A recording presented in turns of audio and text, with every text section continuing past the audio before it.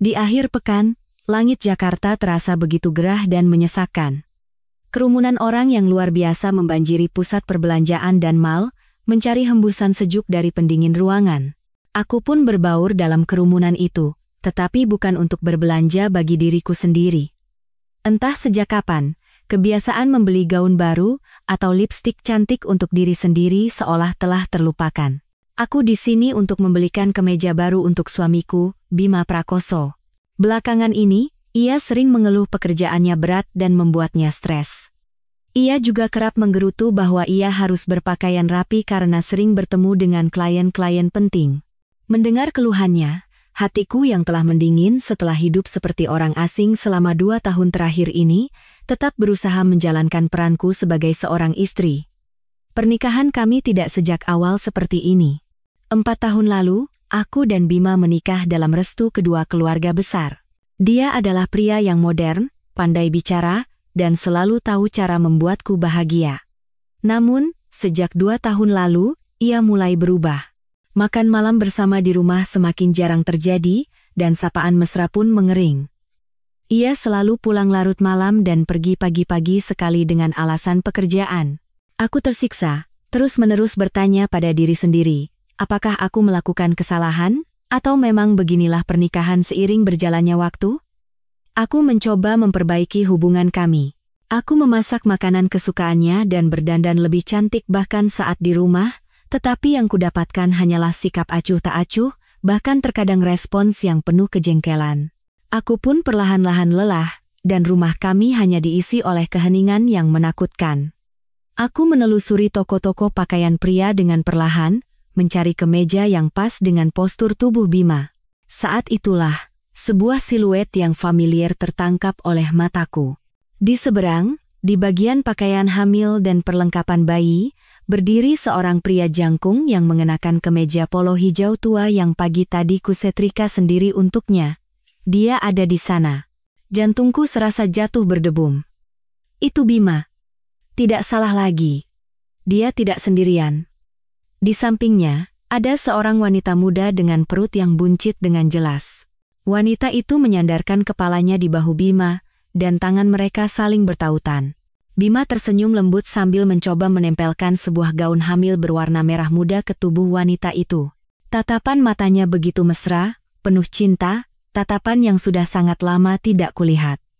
Pemandangan itu bagaikan pisau tajam yang menusuk jantungku. Semua di sekitarku menjadi kabur. Suara tawa dan obrolan riuh di mal terasa begitu jauh. Di telingaku, yang terdengar hanyalah suara hatiku yang hancur berkeping-keping. Aku bergegas bersembunyi di balik sebuah pilar besar. Dengan tangan gemetar, aku mengeluarkan ponsel. Aku sendiri tidak tahu mengapa aku melakukan ini. Mungkin ini adalah reaksi bawah sadar untuk merekam bukti dari kebenaran yang kejam ini. Jari-jariku menekan layar tanpa arah, mengambil foto dan merekam video singkat. Kulihat Bima merangkul pinggang wanita itu. Mereka berbisik sesuatu, lalu tertawa cerah bersama. Mereka tampak seperti keluarga yang sangat bahagia. Dan aku, istrinya yang sah, harus bersembunyi di sini seperti seorang pencuri. Mereka berjalan bersama menuju kasir. Aku menahan napas dan terus mengamati. Bima mengeluarkan dompetnya, dan saat aku melihat apa yang ia berikan kepada kasir, tubuhku membeku. Itu adalah kartu kredit tambahan yang kuberikan padanya, yang terhubung dengan rekening utamaku. Ia selalu berkata bahwa gajinya harus digunakan untuk kepentingan bisnis yang penting, jadi ia memintaku untuk mengurus biaya hidup rumah tangga. Aku percaya padanya, tak sedetik pun aku meragukannya. Ternyata, uangku tidak hanya digunakan untuk membangun rumah tangga kecil kami, tetapi juga untuk membangun rumah tangga lain di luar sana. Rasa sakit yang luar biasa membuncah di dada, tetapi anehnya, air mata tak kunjung keluar. Mungkin rasa sakit yang terlalu hebat telah mengeringkan kelenjar air mataku. Aku berdiri terpaku di tempat, menatap punggung mereka yang pergi sambil bergandengan tangan, membawa tas belanja berisi perlengkapan bayi yang cantik. Baru setelah mereka menghilang, aku perlahan-lahan merosot, bersandar pada pilar yang dingin. Aku telah dikhianati secara sistematis dan kejam. Pria yang paling kucintai dan kupercayai telah menipuku. Dan masalah ini tampaknya lebih dari sekadar perselingkuhan biasa. Aku tidak ingat bagaimana aku bisa keluar dari mal dan menyetir ke rumah orang tuaku. Sepanjang perjalanan, kepalaku kosong, dan hanya adegan Bima memperlakukan wanita itu dengan mesra yang terus berputar ulang seperti film gerak lambat. Kemeja yang hendak kubelikan untuknya masih berada di dalam tas belanja. Kini, semua terasa seperti sebuah komedi yang tragis. Setibanya di rumah, aku langsung berlari ke kamarku, membanting pintu, dan merebahkan diri di atas tempat tidur. Barulah saat itu, air mata yang kutahan meledak, panas dan perih. Ibu Retno, ibuku, yang mendengar suara itu, bergegas masuk. Melihat keadaanku yang menyedihkan, ibu tidak bertanya apa-apa. Ia hanya duduk diam di sampingku dan menepuk-nepuk punggungku dengan lembut. Tangan ibu, seperti biasa, terasa hangat dan menenangkan, tempat berlindung teramanku. Sambil terisak-isak, aku menceritakan semuanya pada ibu. Suaraku terus terputus karena tangisan. Aku juga menunjukkan foto dan video yang kuambil. Kukira ibu akan marah, memaki Bima, dan menyuruhku segera melabraknya. Namun, ibu berbeda. Setelah selesai menonton video, raut wajahnya mengeras, tetapi suaranya anehnya begitu tenang. Ibu sama sekali tidak tampak terkejut, seolah-olah ia sudah menduga sesuatu. Ibu memegang tanganku, menyeka air mataku, dan berkata, "Sudah, jangan menangis lagi, Rania. Menangis sekarang tidak akan menyelesaikan apa-apa. Kamu mau langsung ke sana, teriak-teriak, bertengkar, lalu apa, bercerai?" Aku tersentak. Cerai. Dua kata yang tidak pernah terlintas di benakku. Meskipun hubungan kami mendingin dan menyakitkan, aku tidak pernah membayangkan akan bercerai dengan Bima. Aku tidak tahu, Bu. Pikiranku kacau sekali. Ibu menghela napas panjang, sebuah hela napas yang syarat dengan pemahaman dan pengalaman seorang yang lebih tua. Ibu menatap lurus ke mataku dan berkata dengan tegas, "Dengarkan ibu baik-baik, Rania. Kalau sudah sampai sejauh ini bukan lagi masalah perselingkuhan biasa. Fakta bahwa dia memakai kartumu untuk membelikan barang wanita itu, apalagi barang untuk bayi mereka yang akan lahir, itu artinya dia sudah tidak menganggapmu sebagai manusia lagi. Ini bukti bahwa semua ini sudah ia rencanakan sejak lama. Kalau kamu sekarang membuat keributan, kamu hanya akan menjerumuskan dirimu sendiri. Dia pasti akan mengelak, atau yang lebih buruk, dia akan mengakuinya dengan mudah dan mendesakmu untuk segera bercerai. Lalu apa yang kamu punya di tanganmu? Beberapa lembar foto yang kamu ambil diam-diam ini? Ini tidak cukup." Setiap kata ibu seolah menyiramkan air dingin ke kepalaku, membuatku sadar. Benar. Jika aku meledak sekarang, aku tidak akan mendapatkan apa-apa selain Cap sebagai istri yang buta karena cemburu. Bima akan dengan mudah menyangkal semuanya, dan aku akan menjadi pihak yang kalah. Lalu aku harus bagaimana, Bu? Tanyaku dengan suara yang masih bergetar. Ibu menggenggam tanganku lebih erat, seolah menyalurkan kekuatan yang tak terlihat. "Mulai sekarang, kamu harus berpura-pura tidak tahu apa-apa. Di rumah, tetaplah bersikap seperti istri yang bijaksana dan penuh kasih. Semakin kamu menunjukkan bahwa kamu tidak curiga, dia akan semakin lengah. Selama itu, kamu dan ibu akan diam-diam mengumpulkan bukti. Bukan hanya bukti perselingkuhannya, tetapi juga bukti mengenai aset dan keuangannya. Ini mungkin bukan perbuatan dia seorang diri. Ada kemungkinan besar keluarganya tahu tapi memilih diam. Kita harus menyelidiki sampai tuntas apa yang telah dia lakukan di belakangmu selama 2 tahun ini.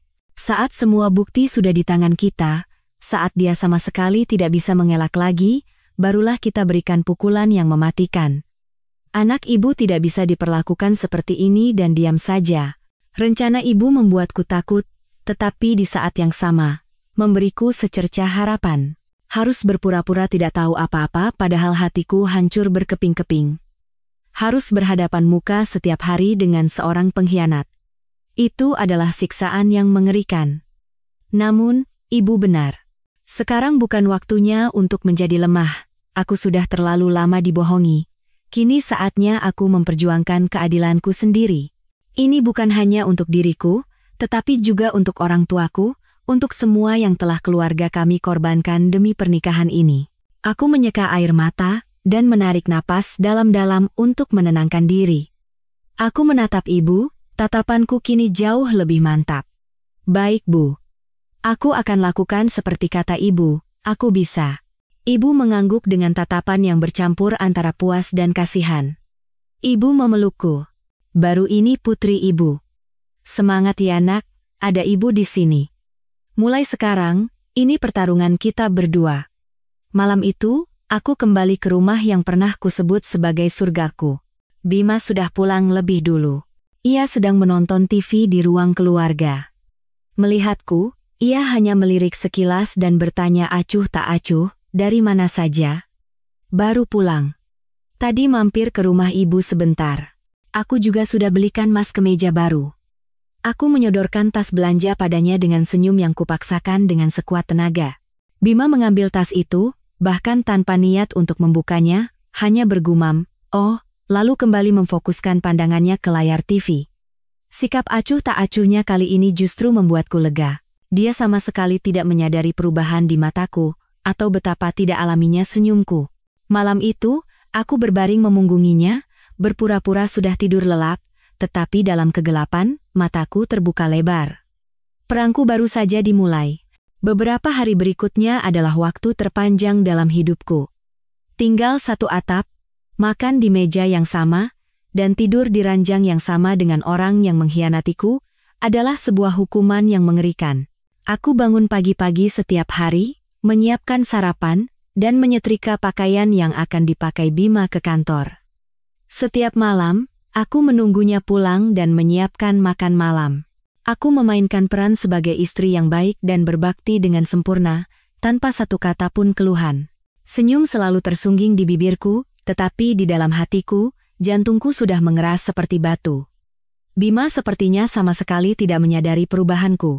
Atau mungkin, ia terlalu sibuk dengan kebahagiaan barunya sehingga tidak punya waktu untuk peduli pada istri lamanya ini. Semakin sempurna aktingku, semakin lengah dirinya. Ia masih pergi pagi dan pulang larut, diam-diam menelepon di kamar mandi, dan buru-buru menghapus pesan-pesannya. Namun, kini semua tindak tanduknya tidak bisa luput dari pengawasanku. Atas saran ibu, aku memulai penyelidikanku sendiri. Yang pertama adalah masalah keuangan. Selama ini, aku sepenuhnya mempercayai Bima. Setiap bulan, ia memberiku uang belanja, dan sisanya ia katakan digunakan untuk tabungan dan investasi. Aku tidak pernah bertanya tentang gaji atau bonusnya. Itulah kesalahan terbesarku. Aku mulai dengan memeriksa kembali semua riwayat transaksi bank di rekening gabungan kami dan rekening pribadiku selama 2 tahun terakhir. Aku duduk berjam-jam di ruang kerja, mencocokkan setiap angka, dan tak lama kemudian, aku menemukan sesuatu yang aneh. Sekitar setahun yang lalu, Bima mendapat promosi dan gajinya naik hampir 1,5 kali lipat. Aku tahu itu karena pernah mendengarnya dengan gembira menceritakannya saat menelepon temannya. Namun, uang belanja yang ia berikan padaku setiap bulan tidak naik sama sekali, bahkan ada beberapa bulan di mana jumlahnya berkurang drastis dengan alasan kondisi perusahaan sedang sulit dan bonus dipotong. Lalu, kemana selisih uang itu pergi? Aku mencatat dengan teliti semua angka dan tanggal yang ganjil di sebuah buku catatan. Semakin kuhitung, semakin merinding punggungku. Uang yang hilang selama 2 tahun terakhir bukanlah jumlah yang sedikit, cukup untuk membeli sebuah apartemen tipe studio. Selanjutnya, aku mencari cara untuk memeriksa ponselnya. Ini jauh lebih sulit karena Bima sangat berhati-hati dan hampir tidak pernah melepaskan ponsel dari tangannya. Namun, kesempatan itu datang. Suatu malam, ia meninggalkan ponselnya di atas meja saat pergi mandi. Jantungku berdebar kencang. Aku buru-buru mengunci pintu kamar dan mengambil ponselnya. Untungnya, ia tidak mengganti kata sandinya. Waktuku tidak banyak. Aku melewatkan pesan atau WhatsApp karena pasti sudah ia hapus semua. Aku langsung masuk ke daftar kontak. Aku menelusurinya. Tetapi tidak ada nama wanita yang mencurigakan. Namun, saat itu, perhatianku tertuju pada satu nama yang disimpan dengan sangat aneh, Mitra Royal Residence. Aku menekan untuk melihat detailnya. Nomor itu tidak terdaftar di WhatsApp. Firasatku mengatakan ada sesuatu yang aneh. Mengapa menyimpan nama mitra dengan menyertakan nama lokasi di belakangnya? Royal Residence adalah nama sebuah kompleks apartemen mewah yang baru dibangun di kawasan Kebayoran Baru. Aku buru-buru memotret nomor itu dengan ponselku. Aku juga dengan cepat memeriksa riwayat panggilan. Nama mitra Royal Residence muncul dengan frekuensi yang luar biasa. Ada hari di mana mereka menelepon puluhan kali, dan durasi panggilannya bisa lebih dari 1 jam. Terutama, panggilan itu sering terjadi saat jam makan siang atau larut malam. Tepat saat itu, suara air di kamar mandi berhenti. Aku terkejut, buru-buru menutup aplikasi kontak, menghapus jejak dari daftar aplikasi yang baru digunakan, dan meletakkan ponsel itu kembali ke tempat semula. Beberapa detik kemudian, Bima keluar. Jantungku masih berdebar kencang, tetapi aku berhasil mempertahankan ekspresi tenang dan berpura-pura sedang membaca buku. Malam itu, aku memberitahu ibu tentang temuan-temuan baruku melalui telepon. Ibu terdiam sejenak, lalu berkata, "Nomor itu, jangan gegabah meneleponnya. Simpan saja dulu, dan tempat yang bernama Royal Residence itu, besok coba kamu datangi. Tapi harus sangat hati-hati. Jangan sampai ketahuan." "Baik, Bu. Untuk masalah uang, terus kumpulkan bukti. Cetak semua riwayat transaksi, tandai pos-pos yang aneh. Semua harus dalam bentuk dokumen hitam di atas putih, agar punya kekuatan hukum di pengadilan nanti." Setelah menutup telepon dari ibu, aku merasa sedikit lebih kuat. Jalan di depan masih terjal, tetapi kini aku tidak sendirian. Ibu ada di sisiku, menuntun langkah demi langkah. Petunjuk pertama telah muncul, dan aku merasa aku berada di jalur yang benar. Selubung rahasia pengkhianatan Bima perlahan-lahan mulai tersingkap. Keesokan paginya, aku memberitahu Bima bahwa aku akan berada di rumah orang tuaku seharian, dan baru akan kembali malam hari. Ia sama sekali tidak peduli, dan hanya mengangguk seolah berkata, "Terserah." Sikap acuh tak acuhnya membuat rencanaku semakin mudah. Setelah Bima berangkat kerja, aku tidak langsung ke rumah orang tuaku, melainkan mengemudikan mobil ke kompleks apartemen Royal Residence di Kebayoran Baru. Tempat itu baru, mewah, dan eksklusif. Keamanannya sangat ketat, sehingga orang luar tanpa kartu akses penghuni tidak bisa masuk dengan bebas. Aku memarkir mobil di sebuah kafe di seberang jalan. Dari sini, aku bisa mengamati seluruh gerbang utama apartemen. Aku memesan secangkir kopi, duduk di sudut, dan mulai menunggu. Waktu berjalan lambat. Aku sendiri tidak tahu apa yang sedang kutunggu. Apakah Bima akan datang ke sini? Atau ini hanya kebetulan? Ratusan pertanyaan berputar di kepalaku. Saat hampir pukul 12 siang, sebuah mobil yang kukenal perlahan-lahan memasuki gerbang utama, mobil Bima. Jantungku serasa berhenti berdetak. Dia berbohong padaku, mengatakan akan bertemu klien di Bekasi, tetapi ia muncul di sini pada jam ini, mobilnya berhenti di depan gerbang keamanan. Ia menempelkan kartu akses dan langsung menuju ke tempat parkir bawah tanah. Benar dugaanku. Dia menyewa unit di sini, atau wanita selingkuhannya tinggal di sini. Firasatku benar. Aku duduk di kafe, mengepalkan kedua tangan. Sekarang apa yang harus kulakukan? Aku tidak bisa masuk ke dalam. Aku duduk merenung sejenak. Aku tidak bisa terus menunggu tanpa tujuan seperti ini. Aku memutuskan untuk berjalan-jalan di sekitar apartemen, mencari tahu apakah ada cara untuk mendapatkan informasi lebih lanjut. Aku berjalan di sepanjang pagar, berpura-pura seperti penghuni yang sedang berjalan-jalan. Saat mendekati Menara B, aku melihat beberapa kurir pengantar barang sedang menunggu. Tiba-tiba, sebuah ide melintas di benakku. Aku menghampiri seorang kurir muda, menyodorkan selembar uang Rp100.000, dan berkata pelan, "Mas, sebentar. Saya mau kirim sesuatu untuk keluarga di sini, tapi saya lupa nomor unitnya. Boleh tolong cek nomor telepon ini pemilik unit nomor berapa?" Aku menyebutkan nomor telepon mitra Royal Residence yang telah kufoto. Kurir itu menatapku dengan curiga, lalu melirik uang di tanganku dan tampak sedikit ragu. Aku buru-buru menambahkan, adik saya baru melahirkan, jadi pikirannya lagi kacau. Saya mau kasih kejutan. Tolong bantu ya, Mas. Kata-kataku sepertinya membuatnya sedikit percaya. Dia mengangguk, mengeluarkan ponselnya, dan memasukkan nomor yang kuberikan ke aplikasi internal perusahaan pengirimannya. Sesaat kemudian, ia mengangkat kepala dan berkata, "Oh, iya Bu, benar. Nomor ini pemilik unit B, Tibu 708. Atas nama Sinta Lestari." Sinta Lestari. Nama yang indah, tetapi saat ini terasa seperti bilah pisau yang mengoyak jantungku. Menara B, unit Tibu 708. Akhirnya, aku mendapatkan alamat yang spesifik. Aku mengucapkan terima kasih kepada kurir itu, menyelipkan uang di tangannya, dan bergegas pergi. Sepanjang perjalanan kembali ke mobil, kemarahan bercampur dengan sedikit perasaan gembira. Akhirnya, aku mengetahui tempat tinggal orang ketiga itu. Royal Residence, Menara B, 1708. Apartemen mewah yang jelas tidak murah. Seluruh kenaikan gaji dan bonus bima yang ia sembunyikan dariku mungkin dihabiskan di sini. Dia menggunakan uang hasil jerih payahku untuk menghidupi wanita lain dan membangun surga lain. Aku tidak langsung pulang. Aku duduk di mobil, menatap tajam ke gedung Menara B yang menjulang tinggi. Aku membayangkan Bima dan wanita selingkuhannya yang bernama Sinta itu sedang bersenang-senang di apartemen yang nyaman di atas sana. Mereka mungkin sedang makan siang, mengobrol, dan mempersiapkan kedatangan si buah hati. Dan aku, istrinya yang sah, harus duduk sendirian di sini, merenungi rasa sakit dan pengkhianatan. Kemarahan membuncah. Aku ingin segera berlari ke atas, mengetuk pintu unit B, 1718, dan membongkar semuanya.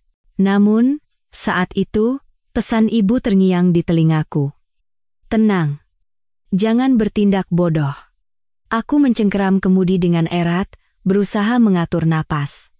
Belum. Sekarang bukan saatnya. Aku butuh lebih banyak bukti. Bukti yang tidak akan pernah bisa mereka sangkal. Hari itu, aku duduk di dalam mobil hingga matahari terbenam. Pukul 5 sore lewat, mobil Bima terlihat keluar dari parkir bawah tanah. Ia pergi. Mungkin kembali ke rumah untuk memerankan perannya sebagai suami teladan. Aku menunggu sejenak, lalu menyalakan mesin. Namun, aku tidak pulang. Aku mengarahkan mobil ke kantor jasa detektif swasta yang direkomendasikan seorang teman. Aku sadar ada hal-hal yang tidak bisa kulakukan sendirian. Aku butuh foto dan video Bima dan wanita itu keluar masuk apartemen bersama. Aku butuh bukti nyata hubungan mereka. Dalam perang ini, aku harus menang, dan aku harus menang telak. Setelah menyewa jasa detektif, hatiku sedikit lebih tenang. Setidaknya, ada perasaan lega karena aku tidak perlu lagi membuntuti Bima secara langsung.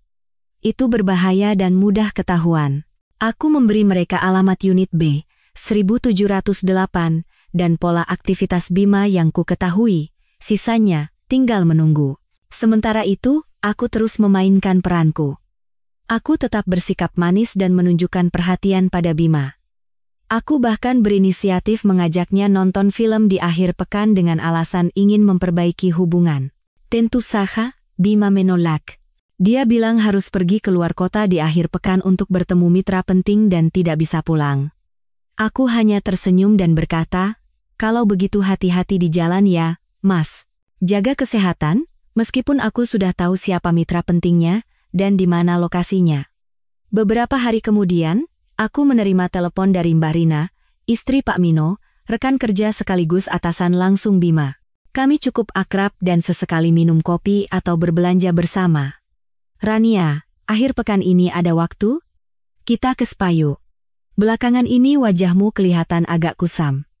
Aku langsung setuju. Aku juga butuh seseorang untuk diajak bicara, untuk melepaskan stres yang menumpuk di hati. Kami sepakat bertemu di spa langganan kami pada Sabtu sore. Saat sedang menikmati pijatan yang menenangkan, Mbak Rina tiba-tiba bertanya, Ran, ini aku penasaran banget, jangan tersinggung ya. Kamu sama Mas Bima lagi ada masalah?" Aku terkejut, tetapi berusaha mempertahankan ekspresi tenang. "Kenapa tanya begitu, Mbak? Kami baik-baik saja, kok." Mbak Rina menurunkan suaranya dengan ekspresi menyesal.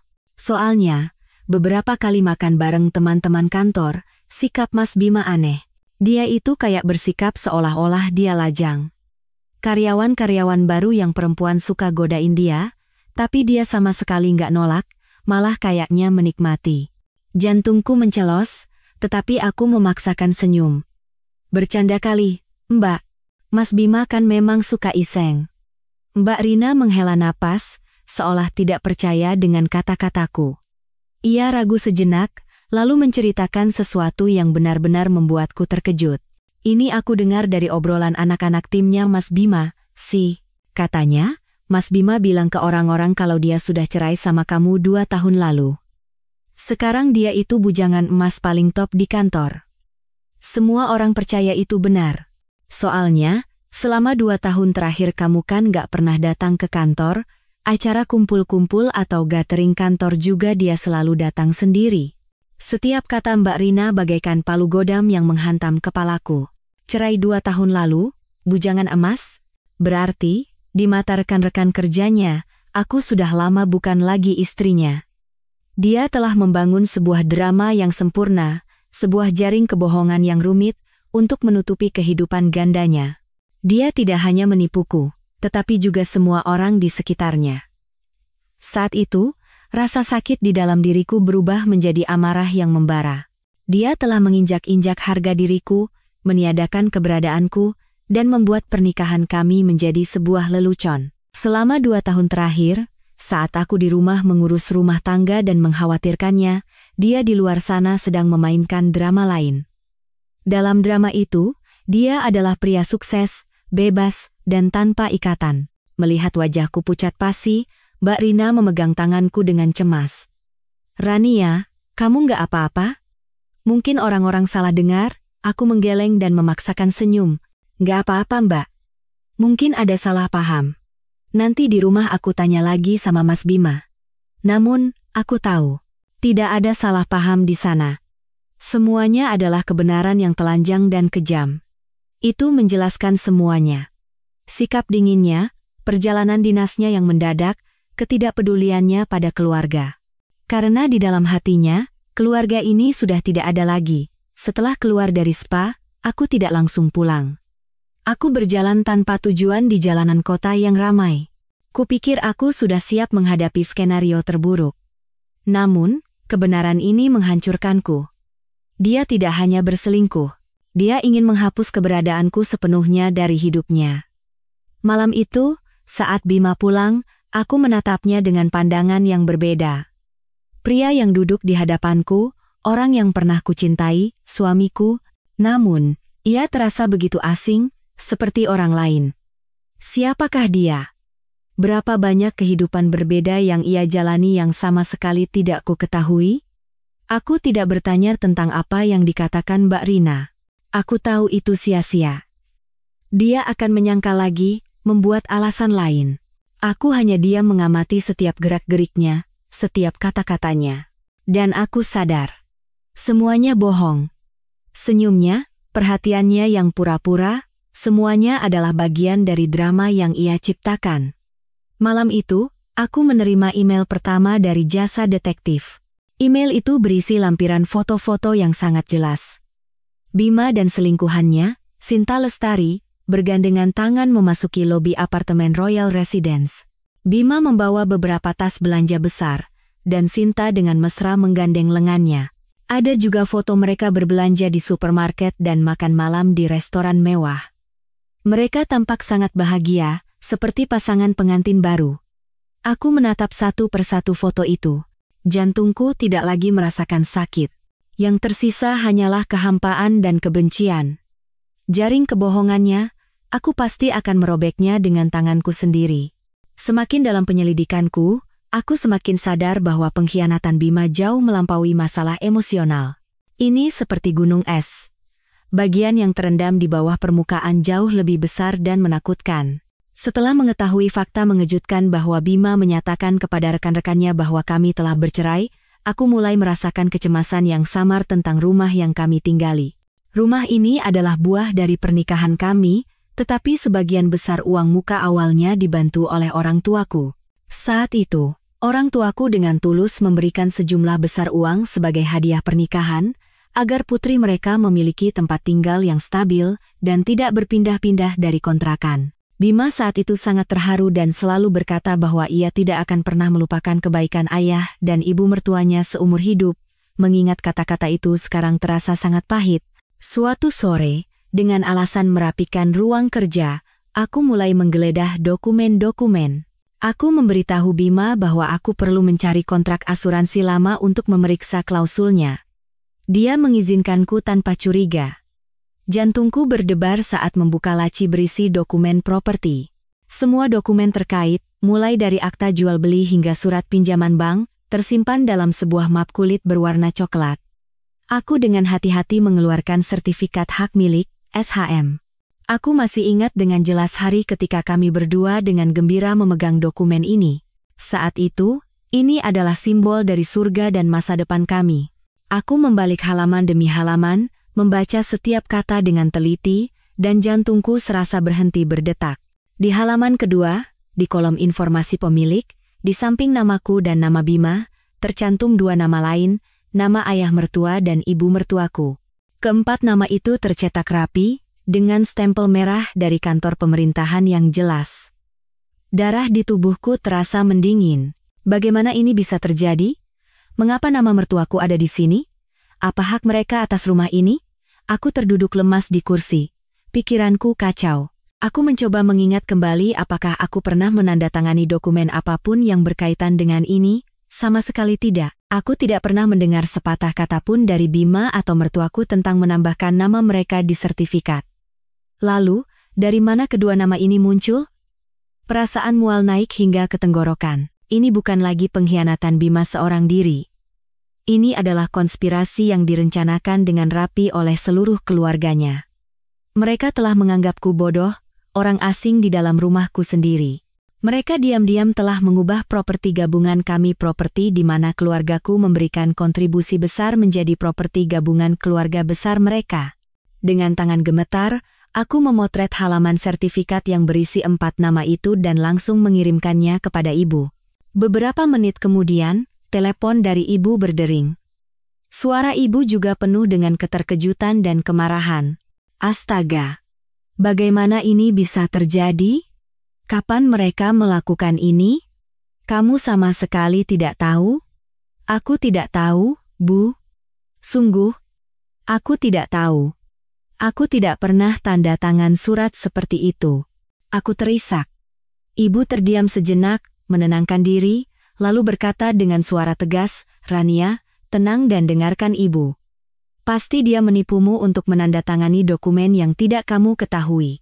Mungkin dia selipkan di antara tumpukan dokumen lain untuk kamu tanda tangani, manusia-manusia iblis. Tapi tidak apa-apa. Sembunyikan sertifikat itu baik-baik dan jangan pernah tunjukkan bahwa kamu sudah tahu, semuanya biar ibu yang urus. Ibu punya kenalan di BPN, Badan Pertanahan Nasional, ibu akan minta tolong untuk memeriksa semua dokumen asli rumah ini. Kita harus mencari tahu apakah mereka memalsukan tanda tanganmu atau menggunakan trik apa." Kata-kata ibu seperti obat penenang bagiku. Benar. Aku tidak boleh hancur sekarang. Aku harus mengungkap kebenaran. Pengkhianatan ini sudah keterlaluan. Ini menyentuh usaha dan cinta yang telah diberikan keluargaku, orang tuaku, kepadaku. Mereka tidak hanya mencoba merebut suamiku, tetapi juga rumahku. Aku tidak akan pernah membiarkan mereka berhasil. Malam itu, Bima pulang dengan wajah tenang seolah tidak terjadi apa-apa. Ia bahkan bertanya apakah aku sudah menemukan kontrak asuransi. Aku tersenyum dingin. Sudah, kutemukan. Aku simpan baik-baik. Aku menatap matanya dalam-dalam, mencoba mencari sisa-sisa pria yang pernah kucintai, tapi tidak ada. Yang ada hanyalah kebohongan dan perhitungan. Dia dan keluarganya, mereka bersama-sama menenun jaring laba-laba untuk menjeratku dan mengambil semua milikku. Namun, mereka salah. Mangsa yang mereka anggap lemah ini tidak akan menyerah begitu saja. Guncangan akibat pencurian sertifikat dan perhiasan belum reda, serangan baru datang secara langsung. Suatu malam, saat aku sedang memeriksa kembali bukti-bukti yang telah kukumpulkan, muncul permintaan pertemanan WhatsApp dari akun yang tidak dikenal. Nama akunnya Sinar Mentari, foto profilnya bunga matahari. Biasanya aku tidak menerima permintaan dari orang asing, tetapi sesuatu mendorongku untuk menekan profil orang itu. Jantungku kembali berhenti berdetak. Profil sinar mentari penuh dengan foto-foto seorang ibu hamil yang tampak sangat bahagia. Dan wanita itu tidak lain adalah Sinta Lestari, selingkuhan suamiku. Ada foto ia berdiri di balkon apartemen Royal Residence dengan latar belakang pemandangan kota malam hari. Ada juga foto di dalam mobil Bima sambil meletakkan tangan di perutnya dengan senyum puas. Dan yang paling menyakitkan adalah foto bersama di mana ia menyandarkan kepala di bahu Bima. Keduanya tersenyum cerah menatap kamera. Bersama foto itu, ada tulisan, "Anak kita, semoga lahir sehat seperti papa ya, dan sayang sama mama." Darah di tubuhku terasa mendidih. Ini adalah provokasi yang jelas dan terang-terangan. Ia sengaja menunjukkan semua ini padaku. Bahkan sebelum aku memutuskan untuk menerima atau menolak permintaan pertemanannya, sebuah pesan masuk. "Halo, Mbak Rania. Saya Sinta." Aku menatap tajam tulisan di layar. Beraninya dia mengirim pesan langsung kepadaku. Sesuai pesan ibu, aku menarik napas dalam-dalam, berusaha tetap tenang. Aku tidak membalas, hanya membacanya. Beberapa detik kemudian, pesan berikutnya datang. "Aku tahu Mbak sudah tahu tentang hubunganku dengan Mas Bima. Aku tidak mau sembunyi-sembunyi dari Mbak. Kami saling mencintai dengan tulus. Mas Bima bilang perasaannya dengan Mbak sudah lama berakhir. Hanya saja dia belum menemukan waktu yang tepat untuk bicara." Aku mencengkeram ponsel hingga buku-buku jariku memutih. Gaya bicaranya yang sok polos namun kurang ajar itu membuatku ingin melempar ponsel ini. Tapi tidak kulakukan. Aku tahu ini juga bukti. Aku mengambil tangkapan layar semua pesan itu. Karena aku tidak membalas, Sinta terus menyerang. Kali ini, ia mengirim foto USG. "Ini anakku sama Mas Bima, Mbak. Laki-laki. Usianya sudah 5 bulan. Sehat sekali katanya. Dokter bilang mirip sekali dengan papanya." Amarah naik hingga ke ubun-ubun. Dia menggunakan anak di dalam kandungannya untuk menyerangku. Aku, istri sah yang tidak memiliki anak. Selama 4 tahun pernikahan, kami juga sangat menginginkan anak. Namun, Bima terus menundanya dengan alasan ingin fokus pada karier. Ternyata, bukan dia tidak menginginkan anak, dia tidak menginginkan anak dariku. Selama beberapa hari berikutnya, Sinta terus menerorku dengan pesan dan foto. Foto Bima sedang memasak untuknya. Video Bima sedang mengelus perutnya sambil berbicara dengan si bayi. Ia membanggakan betapa mahalnya hadiah yang Bima berikan, betapa bahagianya masa depan yang Bima janjikan. Tujuannya sangat jelas. Membuatku marah, kehilangan ketenangan, dan membuatku yang lebih dulu mengucapkan kata cerai. Dengan begitu, dia akan menjadi pemenang yang sesungguhnya. Aku menceritakan hal ini kepada ibu. Setelah mendengarnya, ibu hanya mendengus. "Anak kemarin sore, dia pikir kamu akan hancur dengan permainan kekanak-kanakan seperti itu. Biarkan saja dia terus mengirim pesan. Semakin kamu diam, dia akan semakin gelisah. Ambil tangkapan layar semuanya untuk dijadikan bukti. Nanti di pengadilan, itu akan menunjukkan wajah aslinya, wajah orang ketiga yang tidak tahu malu dan licik. Tapi ini menyakitkan sekali, Bu. Setiap kali melihat pesannya, aku tidak tahan. Anggap saja kamu sedang menonton sebuah drama. Drama yang sudah kamu tahu akhir ceritanya. Saksikan saja dengan tenang akting apalagi yang akan dia mainkan. Semakin kamu tenang, kendali ada di tanganmu. Paham?" Mendengar kata-kata ibu, aku berusaha menata hati. Aku tidak lagi merasa sakit atas provokasi Sinta. Sebaliknya, aku merasa kasihan padanya. Dia mungkin merasa bangga telah merebut pria baik dan keluarga bahagia, tetapi dia sama sekali tidak tahu bahwa dirinya hanyalah bidak catur yang dimanfaatkan dalam rencana Bima dan keluarganya. Pria yang bisa begitu kejam pada istri yang telah menemaninya selama 4 tahun, suatu saat nanti bisa melakukan hal yang sama padanya. Aku tidak membalas pesan apapun, dan tidak memblokir akun Sinta. Aku hanya menjadi penonton yang diam, mengumpulkan satu persatu bukti untuk babak final. Jika kukira sifat kurang ajar Sinta Lestari hanya akan berhenti pada pamer perasaan dan kehamilan, aku salah besar. Suatu hari, Ia mengirim pesan yang isinya benar-benar membuatku terkejut. Aku dengar dari Mas Bima, waktu menikah dulu, orang tua Mbak kasih hadiah sepasang gelang emas motif naga dan phoenix ya, pasti cantik sekali. Aku juga suka model seperti itu, nanti kalau kami menikah, aku mau minta Mas Bima buatkan yang sama. Aku membaca pesan itu berulang kali. Firasat buruk mulai merayap. Gelang naga dan phoenix itu adalah peninggalan berharga dari nenekku. Ibu memberikannya padaku di hari pernikahan sambil berpesan untuk menjaganya baik-baik. Gelang itu tidak hanya memiliki nilai materi, tetapi juga makna spiritual yang besar, simbol restu seluruh keluarga untukku. Selain aku, Bima, dan orang tuaku, tidak ada yang tahu keberadaannya. Mengapa Bima menceritakan tentang barang pribadi seperti itu kepada selingkuhannya? Dan mengapa wanita itu menyebutkannya sekarang? Firasat burukku semakin kuat. Aku bergegas menuju kamar tidur. Di sana, ada sebuah brankas tempat kami menyimpan dokumen penting dan barang berharga. Kunci brankas ada 2, satu kupegang, satu lagi dipegang Bima. Dengan tangan gemetar, aku memasukkan kunci dan memutar kombinasi nomor. Pintu besi yang berat itu terbuka. Isinya kosong. Kotak beludru merah tempat gelang naga dan phoenix itu disimpan telah lenyap. Map berisi sertifikat hak milik asli juga tidak ada. Hanya tersisa beberapa buku tabungan atas namaku dan sedikit uang tunai. Seluruh tenaga di tubuhku seolah terkuras. Aku terduduk di lantai. Mereka mengambilnya.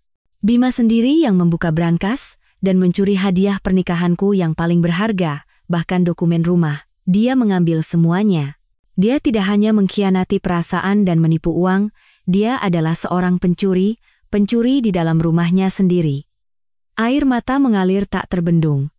Ini bukan lagi rasa sakit seorang istri yang dikhianati. Ini adalah luka yang dalam ketika kepercayaan diinjak-injak dengan cara paling kejam.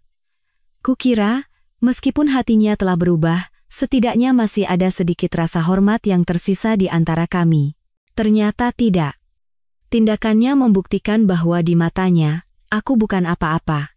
Semua kenangan dan kebaikan telah ia buang tanpa ampun. Aku menelepon ibu. Suaraku tercekat oleh isak tangis. Setelah mendengarnya, ibu terdiam lama. Melalui napasnya yang berat di seberang telepon, aku bisa merasakan amarah yang membara di dalam hatinya. Bagus sekali, bedebah-bedebah itu. Sampai sejauh ini mereka berani bertindak. Mereka tidak hanya ingin aku pergi dengan tangan kosong, tapi juga mencuri semua milikku. Kemudian, ibu tiba-tiba kembali tenang.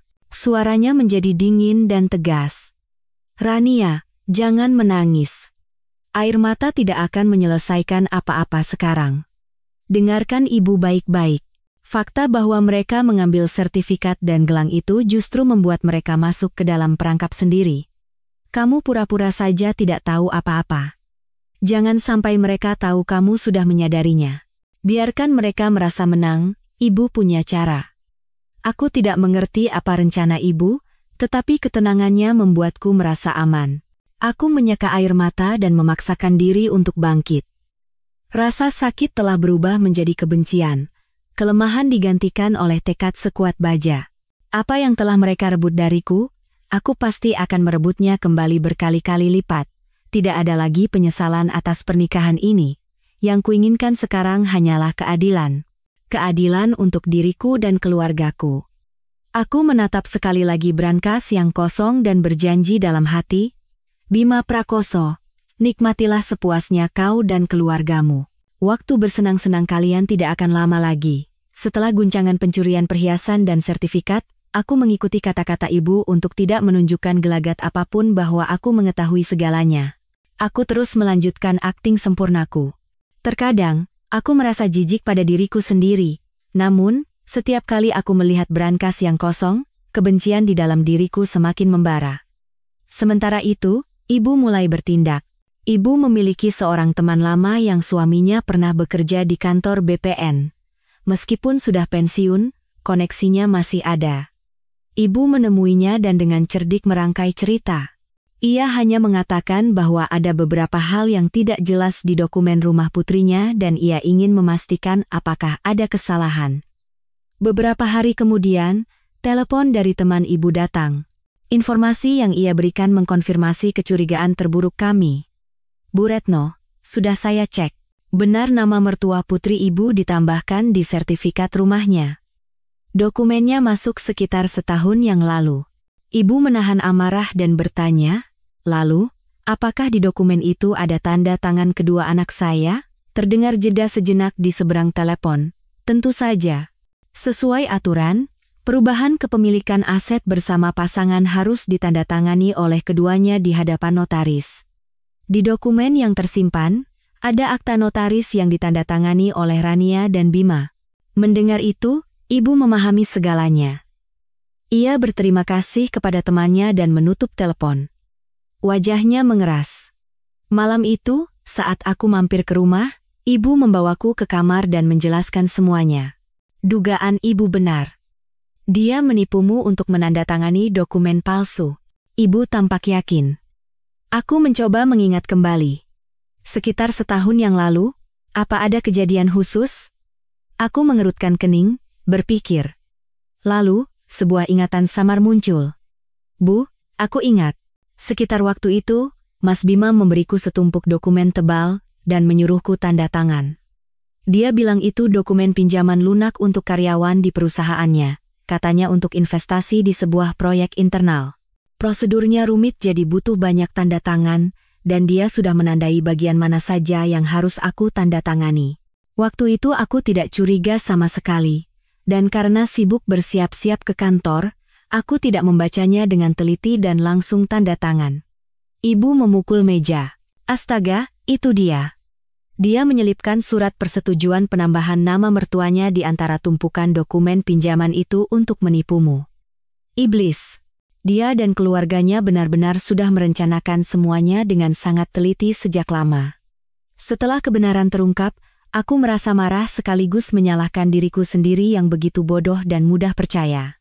Aku telah menandatangani dokumen yang menjual asetku sendiri dengan tanganku tanpa menyadarinya. Konspirasi mereka begitu jahat dan canggih. Mereka memanfaatkan kepercayaanku untuk menusukku dari belakang. Lalu bagaimana sekarang, Bu? Tanda tangannya asli milikku, bagaimana aku bisa menyangkalnya? Tanyaku cemas. Ibu menatapku. Tatapannya anehnya begitu tajam. Tanda tangannya asli, tetapi tujuan dari tanda tangan itu adalah penipuan. Ini jelas penipuan dan penggelapan aset. Jangan khawatir. Kita tidak akan membuat keributan sekarang. Biarkan mereka percaya rencana mereka berhasil dengan sempurna. Kita akan mengumpulkan bukti tambahan tentang bagaimana dia menipumu untuk menandatangani itu. Apa kamu ingat siapa yang ada di sana saat itu? Atau mungkin ada pesan atau email yang dia kirim tentang pinjaman lunak itu? Aku menggeleng. Waktu itu hanya ada kami berdua di rumah, dan dia hampir tidak pernah membahas hal penting lewat pesan, selalu lisan. Ibu berpikir sejenak. Tidak apa-apa, kalau tidak ada bukti langsung, kita cari bukti tidak langsung. Itu serahkan pada ibu. Yang harus kamu lakukan sekarang adalah bersikap sangat tenang, berpura-pura lebih lemah dan naif. Dengan begitu, mereka akan semakin lengah dan menunjukkan lebih banyak celah. Saat meninggalkan rumah ibu, hatiku terasa berat, tetapi di sisi lain, situasinya menjadi lebih jelas. Konspirasi keluarga mertuaku telah terungkap. Kini aku bukan lagi korban yang tidak berdaya. Aku tahu dengan jelas siapa musuhku dan apa tujuan mereka. Mereka menginginkan segalanya, dan aku tidak akan memberi mereka apapun. Dalam pertarungan ini, aku akan berjuang sampai akhir, tidak hanya untuk mendapatkan kembali hartaku, tetapi juga untuk mendapatkan kembali kehormatan dan keadilan yang telah mereka injak-injak. Konspirasi untuk merebut rumah telah terbongkar olehku dan ibu, tetapi keluarga Bima tampaknya sama sekali tidak menyadarinya. Mereka percaya semuanya berjalan sesuai rencana sempurna mereka dan bersantai.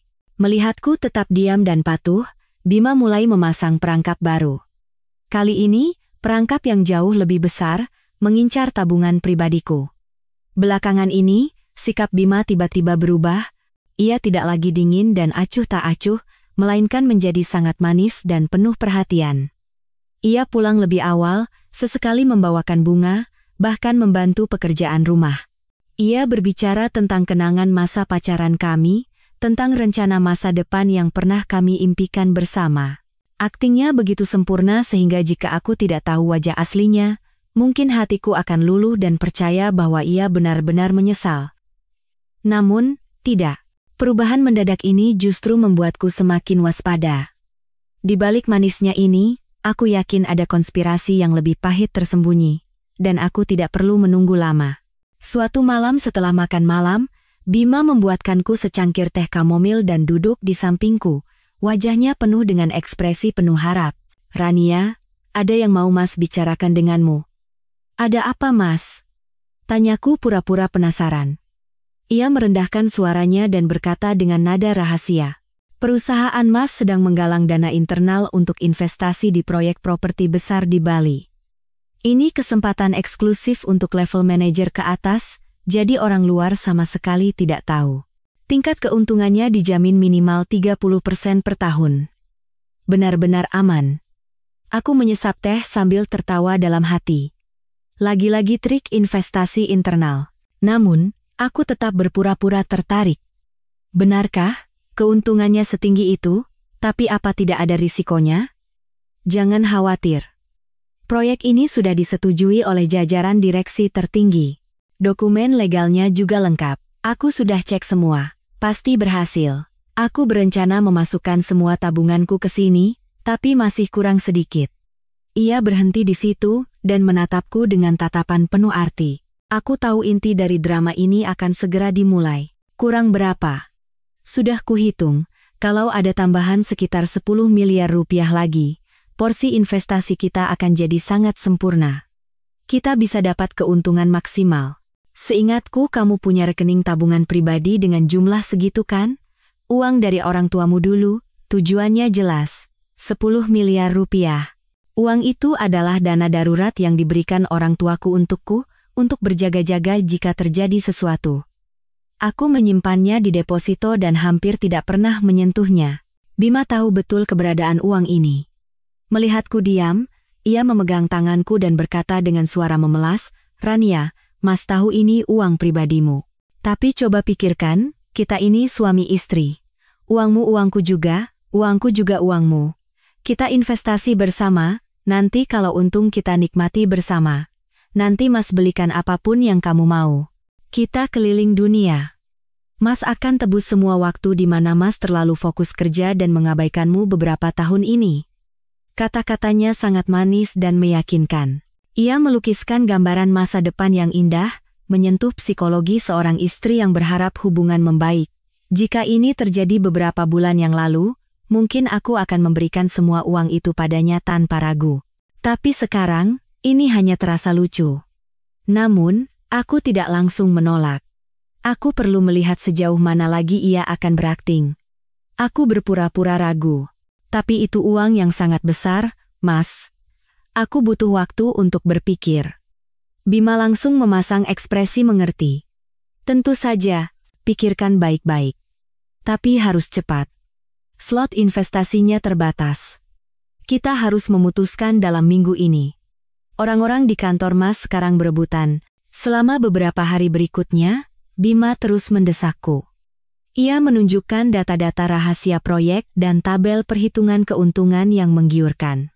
Ia bahkan meminta seorang rekannya meneleponku, berpura-pura sebagai konsultan investasi, untuk meyakinkanku tentang kelayakan dan keamanan proyek tersebut. Semuanya diatur dengan rapi dan canggih. Aku berpura-pura sepenuhnya yakin. Aku setuju dengan Bima, dan berjanji akan pergi ke bank pada akhir pekan, untuk menarik uang dan menandatangani kontrak. Bima tidak bisa menyembunyikan kegembiraannya. Ia memelukku, mengucapkan terima kasih berkali-kali, dan membuat berbagai macam janji. Melihat senyum kemenangan yang tak bisa ia sembunyikan di wajahnya, aku merasakan kebencian yang tak terbatas. Perangkap telah dipasang, tetapi ia tidak tahu bahwa mangsa yang ia incar juga sedang menunggu kesempatan untuk menjebaknya kembali. Hari Jumat, hari di mana kami berjanji akan pergi ke bank untuk menandatangani kontrak, tiba. Pagi itu, Bima bangun sangat pagi. Ia tidak bisa menyembunyikan ekspresi bahagianya. Ia menyetrika pakaian terbaiknya dan bersiul dengan gembira. Ia bahkan masuk ke dapur untuk membantu menyiapkan sarapan. Sesuatu yang tidak pernah ia lakukan selama 4 tahun terakhir. Melihatnya, aku tahu ia sedang tidak sabar menantikan saat di mana 10 miliar rupiah itu ada di tangannya. Aku juga sudah bersiap. Aku mengenakan gaun sederhana, merias wajah tipis, dan tidak lupa membawa buku tabungan serta KTP. Aku sudah memberitahu rencana Bima kepada ibu sebelumnya. Ibu hanya berkata satu kalimat, ikuti saja dia. Sisanya biar ibu yang atur. Tepat pukul 9 pagi, aku dan Bima masuk ke mobil bersama. Ia bahkan bersikap seperti pria sejati, membukakan pintu mobil untukku, seperti masa pacaran dulu. Sepanjang perjalanan ke bank, ia tidak berhenti berbicara tentang rencana masa depan, setelah mendapatkan keuntungan investasi. Kita ganti mobil yang lebih besar ya. Terus akhir tahun kita liburan ke Eropa. Kamu paling mau ke negara mana? Aku hanya tersenyum dan mengangguk. Dalam hati aku berpikir, satu-satunya perjalanan yang akan segera kau alami mungkin adalah perjalanan jatuh ke jurang kebohonganmu. Kami tiba di bank. Bima memarkir mobil dan kami masuk bersama. Ia berbicara dengan petugas teller dengan sikap sangat profesional tentang penarikan tunai dalam jumlah besar. Tepat saat aku akan menandatangani formulir penarikan, ponselku tiba-tiba berdering keras. Nomor ibu. Aku melirik Bima, memasang ekspresi minta maaf, dan mengangkat telepon. Halo, ibu, ada apa?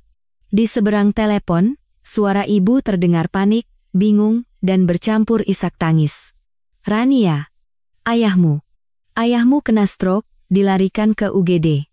Cepat ke rumah sakit. Kata dokter kondisinya kritis. Telingaku berdengung.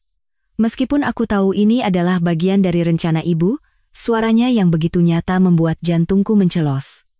Aku berusaha memainkan peranku dengan sempurna. Apa, Bu?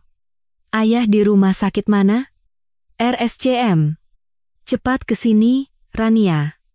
Ibu takut sekali. Aku menutup telepon. Wajahku pucat pasi, tangan dan kakiku gemetar. Bima melihat itu dan bertanya, ada apa? Kenapa wajahmu begitu? Ayah kena stroke di UGD. Aku harus ke sana sekarang. Kataku dengan suara bergetar. Lalu, tanpa menunggu respons Bima, aku buru-buru mengemasi tas dan dokumen di atas meja dan berlari keluar bank. Bima tertegun sejenak, lalu bergegas menyusul. Rania, aku antar. Kita pergi bersama. Tidak perlu. Aku bisa sendiri. Aku menepis tangannya, menyetop taksi yang kebetulan lewat, dan pergi. Meninggalkan Bima yang berdiri termangu di depan pintu bank, dengan kontrak investasi yang belum tuntas di tangannya. Baru setelah berada di dalam taksi, aku bisa menghela napas lega. Akting ibu benar-benar sempurna. Aku mengirim pesan kepada ibu, aku sudah jalan. Beberapa detik kemudian, balasan dari ibu datang. Bagus. Langsung ke UGD rumah sakit. Ibu tunggu di sana. Setibanya di rumah sakit, benar saja, ibu sedang duduk di kursi tunggu depan UGD. Wajahnya tampak sangat cemas. Melihatku, ibu buru-buru membawaku ke sudut yang sepi. Bagaimana? Si Bima tidak curiga? Tidak, Bu. Sama sekali. Akting ibu nyata sekali sampai aku sendiri kaget. Ibu menghela napas lega. Harus begitu biar dia percaya. Sekarang dengarkan ibu baik-baik. Kamu pergi ke bagian pemeriksaan umum, bilang kamu pusing dan sakit kepala, minta periksa tekanan darah. Lakukan beberapa pemeriksaan sederhana dan tetap di sini sampai sore. Ibu akan telepon Bima dan bilang kalau ayah sudah lewat masa kritis, tapi kamu syok sampai pingsan dan harus dirawat. Dengan begitu, dia tidak akan curiga sama sekali. Lalu uangnya? Berikan buku tabungannya pada ibu. Ibu akan langsung tarik sekarang dan pindahkan ke rekening lain yang aman. Ini harus segera dilakukan, tidak bisa ditunda. Aku mengangguk dan memberikan buku tabungan kepada ibu. Melihat punggung ibu yang bergegas pergi, rasa terima kasih dan bersalah membanjiriku. Karena masalahku, ibu harus repot-repot merencanakan dan mengurus semuanya. Aku berjanji pada diri sendiri, demi membalas budi ibu dan demi mengakhiri drama pahit ini secepatnya, aku harus menjadi lebih kuat. Konspirasi penipuan 10 miliar rupiah Bima gagal total. Dia tidak hanya gagal mendapatkan uangnya, tetapi juga menanamkan kecurigaan yang lebih besar di hatiku dan hanya menambah bukti atas tindakan penipuannya.